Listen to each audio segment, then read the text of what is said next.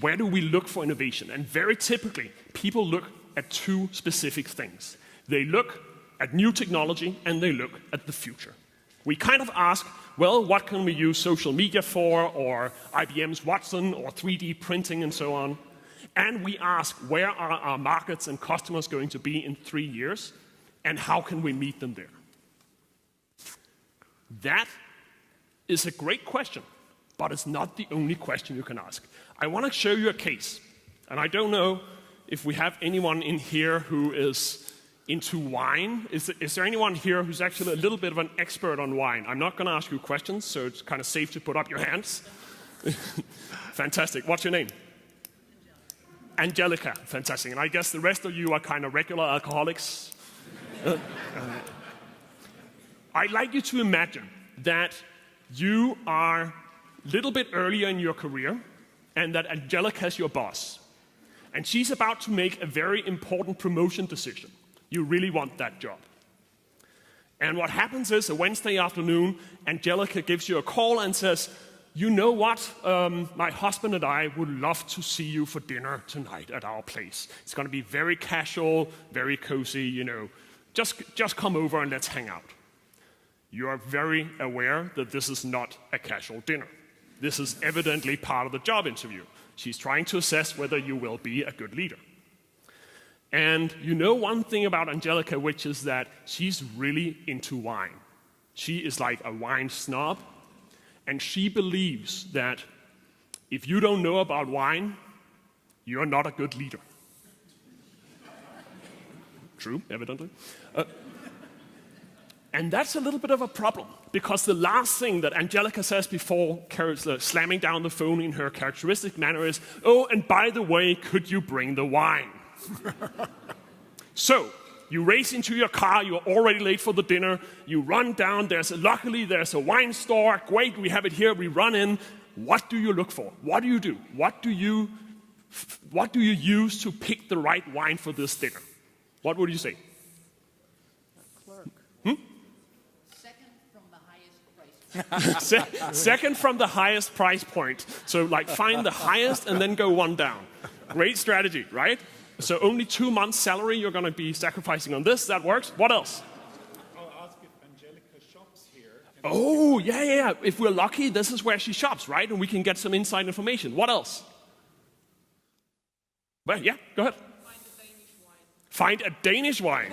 So something completely unknown.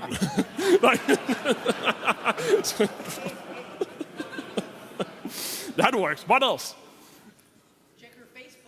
Check her Facebook account. Well, we have social media. Great. Maybe we can use that to find some information. What else? Ask her. Okay, reveal our ignorance. Always a good strategy. And let's see if that might work. Yeah. What else? What do you have? What do you go for? Huh? Fish or meat. And Angelica, what are we having? What? No. What are we having? Meat. Meat. We're having meat. So, we have a Frenchman among us. This is Gabriel, so he should know. Red wine. We've got a color. Great. What else? Oh, great. So we're going to ask the 17-year-old kid behind the counter. That's going to give us a good answer. Fantastic. What else? What will we do? Yes. There's an app for that. Somebody's waving a phone. That might work. Fantastic. What else? Yeah? Bring a bottle of water. Fantastic. Okay, let's just dodge the problem entirely. Just that works absolutely. I had somebody at some point say, "Well, I'm going to sample some of the wines already." It's kind of like getting drunk before the dinner, which is also a good strategy. 2008, Pinot Noir. Good or bad? Is that like the wine that everybody knows in the wine society sucks? That is like, this is the year where the French peasants kept their socks on while they crashed the grapes. It's horrible. Huh? That's Merlot. Okay, avoid Merlot. My point is, this is a difficult decision. This is, for most people, we are not very good at buying wine, and we don't know a lot about wine. And yet, in almost every wine store in the world, this is what you find. You come in, and if you're lucky, there's a sign saying, this is champagne, this is not wine. and then you're on your own. Notice this. There is an entire industry locked into one way of selling their products, locked into a way that doesn't solve a basic problem the majority of their consumers have. This is now. This is the wine industry right now. Except, of course, perhaps for Bottle Rocket, which is a store in New York, where I live. And Bottle Rocket doesn't look like this. Bottle Rocket looks like this. Are we having seafood? Well, then we have some great bottles with fatty fish, poultry, meat, takeout, fantastic. Oh, you're going for the dinner with the boss.